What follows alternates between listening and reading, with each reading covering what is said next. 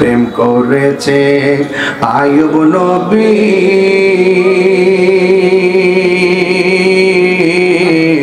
তার প্রেমে রহিমা বিবি গো ওরে 18 সাল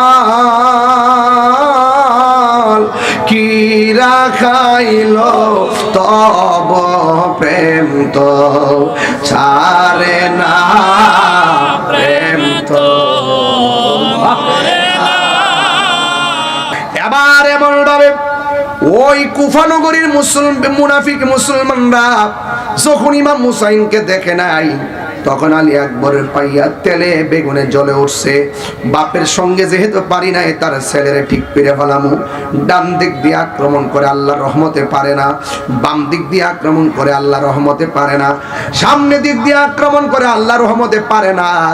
আপনারা জবান খুলে বলেন, আহলে বাইতের গায়ের মধ্যে গায়ের জোর না বেলায়েতের জোর? ওই বেলায়েতের জোর লইয়া যখন তিনি যুদ্ধ শুরু করে দিলেন, কোনোভাবে পারে না।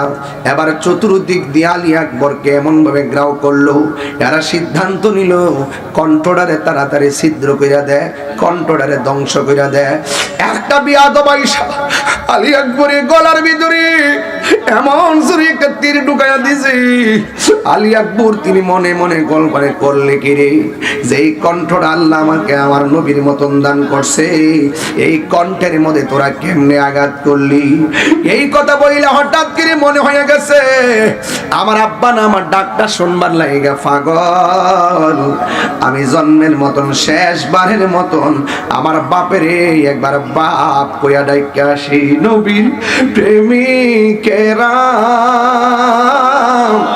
দিশাহারা মরণের ভয় করে না, প্রেম তো মরে না। আমার যুবক ভাইরা, ওয়াজের বিষয় কারবালা বুঝতে হবে, আপনাকে ঘটনা বলতে হবে। একটু বলেন বলেন, নবীর প্রেমিকেরা দিশাহারা মরণের ভয় করে না,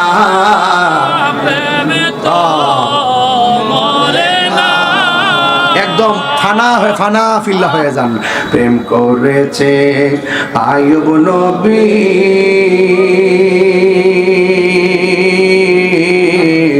তার প্রেমে রহিমা বিবি গো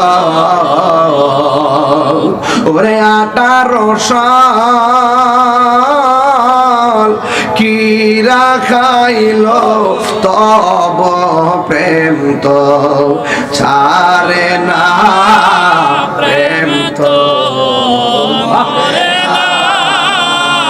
নবীর প্রেমিকেরা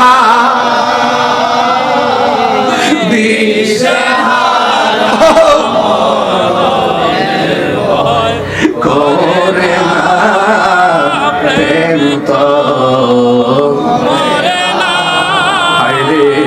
প্রেম করেছে ইব্রাহিম নবী,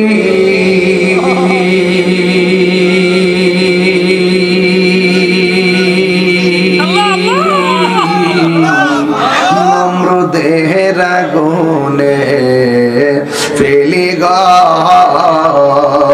ওরে আগুন হইল ফুল বাগিচা পশম নবীর জ্বলে না, প্রেম তো মরে না। আরে নবীর প্রেমিকেরা দিশাহারা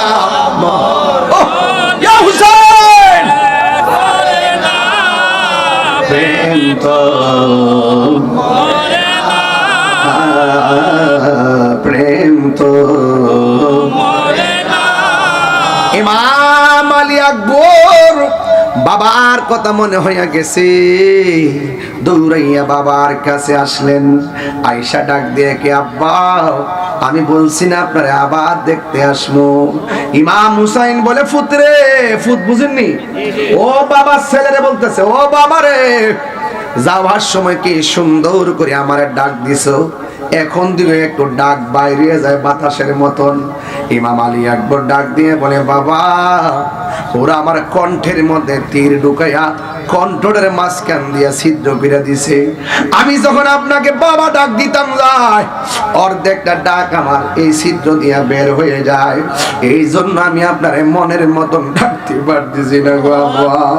ও আব্বা, আমার আবার যাওয়া লাগবো, আমার আবার যাওয়া লাগবো, আমার বিদায় দেন। যাওয়ার আগে আমি আপনার একটা কথা কইতাম, রাখবেন নি? কয় বাবা কি বলবা আমারে বলো। আলী আকবর বলো, ও আব্বা গো, জীবনে আপনার কাছে কিচ্ছু চাই নাই, আজকে আপনার কাছে একটা জিনিস চামো, আমারে দিবেননি? ইমাম হুসাইন বলে, পুত্রে আমি কি দিমু, কি আছে আর কি দিতাম, পারলাম না তো তোরে তীরের আঘাত থেকে বাঁচাইতে রে ভূত। বাপে সন্তানের লাগা কত কিছু করে, আমি তো তোমার লাগে কিছুই করতে পারলাম না। এই কথা বলার পরে সন্তান ডাক দিয়ে বলে, বাবা ধন সম্পদ চাইতাম না, টাকা পয়সা না, আমি আবার যুদ্ধের ময়দানে যাব গো বাবা। যদি পারেন কলিজাটা শুকায় গেছে, জিহ্বার মধ্যে এক ফোঁটা পানি দেন না, এক ফোঁটা পানি দেন না গো বাবা। ইমাম হুসাইন চোখের পানি যাই না কয়, আমি কেমন বাবা, ফুরাতের প্রান্তরে পানি ঢেউ খেলতেছে, আমি এক ফোঁটা পানি আনতে পারতেছি না। আমার নবী বলছে, উম্মত সব কিছুর বাধা দিলেও দুইটা জিনিসের বাধা দিও না।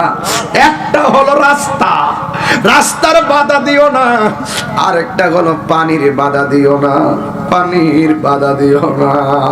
ও পুত্রে, আমি কেমন বাবা, আমি তোরে পানিটাও দিতে পারলাম না রে বাবা। ঠিক আছে, তুমি যদি পানি পান করবা, লম্বা হইয়া শুয়ে যাও, মস্কের ভিতরে পানি নাই, ফুরাতের পানি নসিবে নাই। ও এটা সাধারণ কথা না। আমার সামনে ওরা পানি দিছে, বৈশাখী নিয়ত করছি পানি আজকে খাইতাম না, আমি কারবালার ওয়াজ করবো, আমি আজকে পানি খাইতাম না।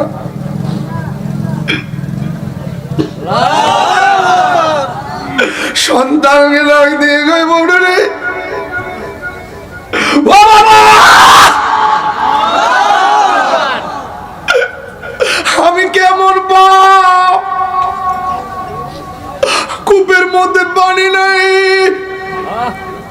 মস্কের মধ্যে পানি নাই, ফুরাতের পানি আনতে গেছি, পানি দেয় নাই। ও বাবা,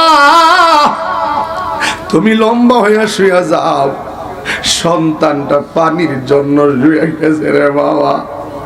ফুতে মনে করছে আমার বাপে বুঝি আমারে মস্কের পানি মুখে ডাইলা দিব, আমার বাপে বুঝি আমারে ফুরাতের পানি বুঝি আমার মুখে ডাইলে দিব। আশার স্বাদ নিয়ে আমি মুখটা হা করলাম। যখন আমি মুখটা হা করলাম, আমি দেখতেছি আমার বাবা আমার মুখের ভিতরে আমার আব্বার শুকনা জিহ্বাটা ঢুকাইয়া দিছে।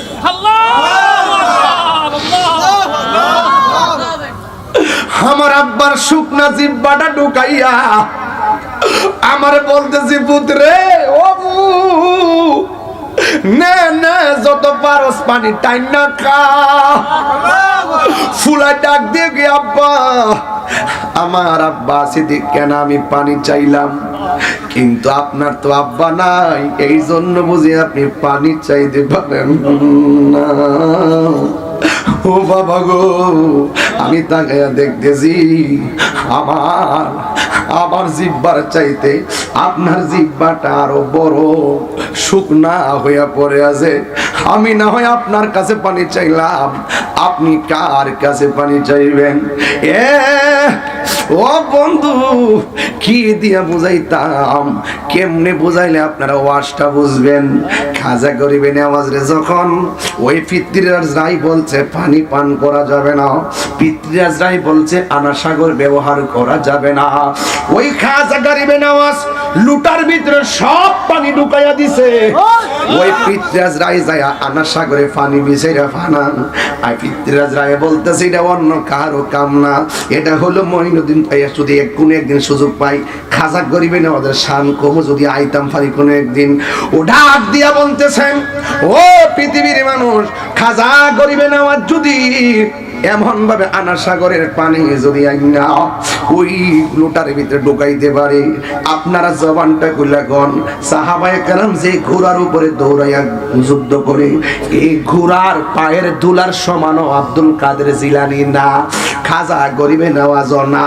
ওই খাজা গরিবে নেওয়াজ যদি ওই ওই আনা সাগরের পানি লুটার ভিতরে আনতে পারে, ইমাম হুসাইন যে পাওয়ারফুল পাওয়ারফুল পাওয়ারফুল, যাদের জন্য আল্লাহ জান্নাত থেকে খাবার পাঠাই, যাদের জন্য আল্লাহ জান্নাত থেকে জামা পাঠাই।